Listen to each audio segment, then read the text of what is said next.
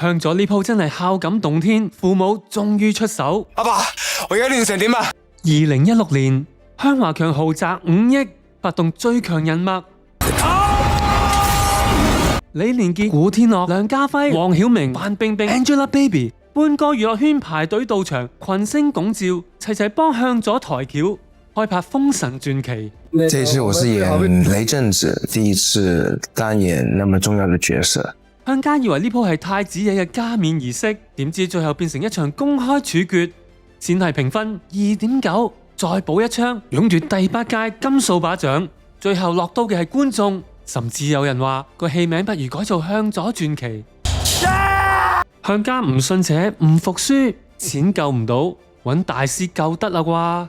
2019年到杜琪峰呢個大導演出手還人情債，自己喺香港電影界最唔得嘅時候咧，能夠得到阿向生嘅支持，同埋好慷慨咁樣幫我還晒啲債，我一世還唔晒。